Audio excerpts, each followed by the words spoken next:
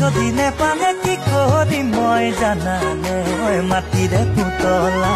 সাজি দিন 12 বজাত ৰাতি 12 বজাত এটা লগত ধেমালি কৰি